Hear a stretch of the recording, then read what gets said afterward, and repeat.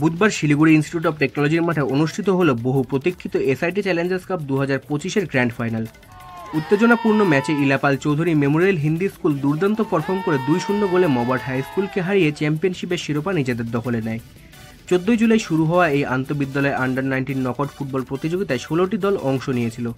ফাইনালে প্রধান অতিথি হিসেবে উপস্থিত ছিলেন ভারতীয় জাতীয় ফুটবল দলের প্রাক্তন মিডফিল্ডার ও কোচ মেহতাব হোসেন, যিনি বিজয়ী দলের হাতে ট্রফি তুলে দেন। ম্যান অব দ্য ম্যাচ হন ইলাপাল চৌধুরী মেমোরিয়াল হিন্দি স্কুলের সর্বান রায় এবং ম্যান অব দ্য সিরিজ হন রাজীব মুন্ডা। রানার্স আপ মবার্ট হাই স্কুলের খেলোয়াড়দেরও সম্মাননা জানানো হয়। পুরো টুর্নামেন্ট সুস্থভাবে সম্পন্ন করতে যারা নিরলস পরিশ্রম করেছেন সেই সব ম্যাচ অফিসিয়ালদেরকেও বিশেষভাবে সম্মানিত করে আয়োজক কমিটি। এই টুর্নামেন্ট শুধু এক প্রতিযোগিতা নয়, বরং তরুণ ফুটবল প্রতিভাকে তুলে ধরার এটি হয়ে উঠেছে এক সফল মঞ্চ।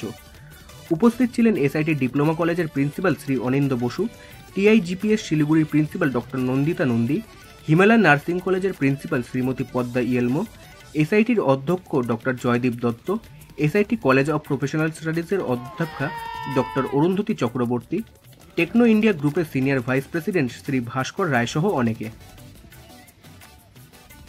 ফার্স্ট অফ অল এসআইটি যে উদ্যোগটা নিয়েছে তাদেরকে আমি সাধুবাদ জানাই, কুর্নিশ জানাই যে ফুটবল স্কুল থেকে যে ডেভেলপ হয়, স্কুল থেকেই যে উপরে একটা প্লেয়ার যেতে পারে, তার ড্রিম, তার প্যাশন এখান থেকে কিন্তু শুরু হয়। সো এই কাজটা, এই উদ্যোগটা নিয়েছে, তাদের ধন্যবাদ জানাই।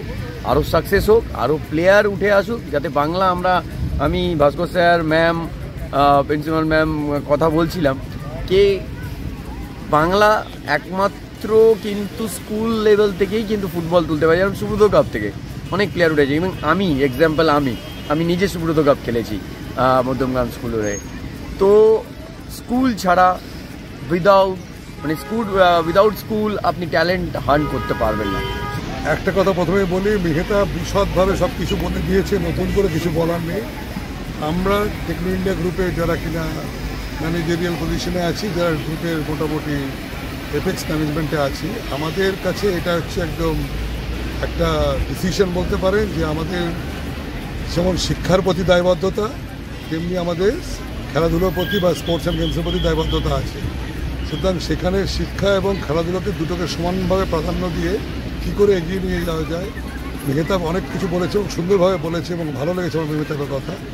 আসলে আমাদের এসআইটি তো একটা এখানে নলেজ সেন্টার, তো আমরা চাইছি এসআইটিতে যেমন পড়াশোনা হয়, বিভিন্ন রকমের পড়াশোনা হচ্ছে, আমাদের পেছনে স্কুল রয়েছে টিআইজিপি স্কুল, সেখানেও পড়াশোনা হচ্ছে, তার সঙ্গে খেলাধুলোটাও যে এখানে সমানভাবে হয় সেই বার্তাটা অ্যাক্রস দ্য সোসাইটি পৌঁছক, এবং আরও এখানে 16টা স্ট্রিম নিয়ে এই মুহূর্তে হচ্ছে, এটা আরও বড়ো আকার ধারণ করুক এবং খেলাধুলোটাকে অন্য মাত্রায় নিয়ে যাওয়া হোক।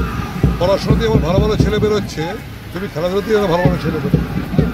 যেটা হচ্ছে, এটা তো একটা ভীষণ বড় একটা ইনিশিয়েটিভ, মানে টেকনো ইন্ডিয়া গ্রুপের, এসআইটির, কারণ এতগুলো টিম আসে যেখানে একটা ওরা মানে প্ল্যাটফর্ম পায় যেখানে তারা খেলতে পারে।